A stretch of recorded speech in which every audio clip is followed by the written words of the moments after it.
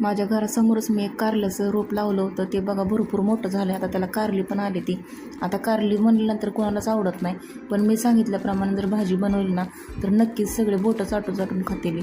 आता कारल्याची भाजी बनवण्यासाठी मी अगोदर ही कारली सगळी तोडून घेते आणि त्यानंतर कशी बनवायची त्याची रेसिपी पण तुम्हाला सांगते. हे बघा, आपण अगोदर सगळी कारली तोडून घेतली ती आणि सगळी तोडलेली कारली घरी नेऊन मी स्वच्छ धुवून घेते आणि त्याची रेसिपी तुम्हाला सांगायला चालू करते. हे बघा, अगोदर मी कारली धुवून घेतली.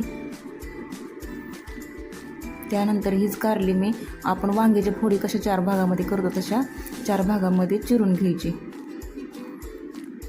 चिरल्यानंतर ह्यात मसाला भरण्यासाठी मी अगोदर गावरान मसाला, हळद, मीठ, शेंगदाण्याचं कूट, कोथिंबीर आणि लसूण खोबरं घेतलं होतं.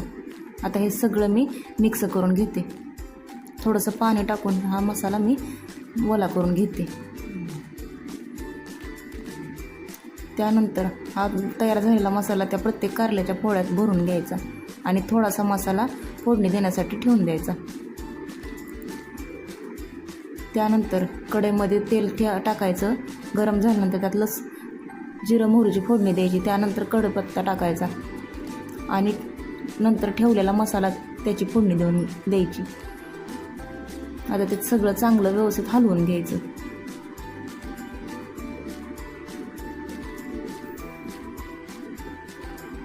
हे बघा, चांगलं व्यवस्थित हलवून घेतल्यानंतर अजून एक पळी तेल ओतायचं आणि अजून हलवून घ्यायचं व्यवस्थित.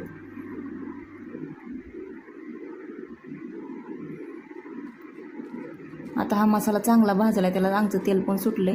त्यानंतर आपण मसाला भरलेली कारली त्या मसाल्यात टाकून घ्यायची आणि 1-2 मिनटं ताट झाकून घ्यायचं.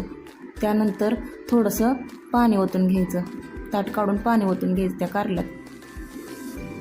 4-5 मिनटं चांगलं शिजू द्यायचं. एक उकळी काढायची आणि पाणी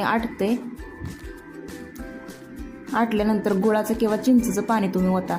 माझ्याकडे चिंच नव्हती, मी गुळाचं पाणी थोडंसं करून या मसाल्यात ओतून घेतलं आणि आता 2 मिनटं चांगलं शिजू द्यायचं आणि नंतर वरून थोडीशी कोथिंबीर टाकून घ्यायची. असलं छान लागतं चवीला हे कारलं. करून बघा, खाऊन बघा आणि रेसिपी कशी झाली ती कमेंटमध्ये नक्की सांगा. चॅनलला सबस्क्राईब करा, लाईक करा आणि कमेंट करून नक्की सांगा कशी झाले कारलं. तुम्ही करून बघा, एकदम छान लागतं खायला. हे कारलं अगोदर अजिबात शिजवून वगैरे घेतलं नव्हतं. शिजवून घ्यायचंच नाही. शिजवून घेतल्यानंतर चोथा खायचा आणि पाणी त्यातला रस सगळा ओतून द्यायचा हे होतं. त्यापेक्षा न शिजवून घेता असं पद्धतीनं कारलं करून बघा तुम्ही आणि कमेंट करून सांगा.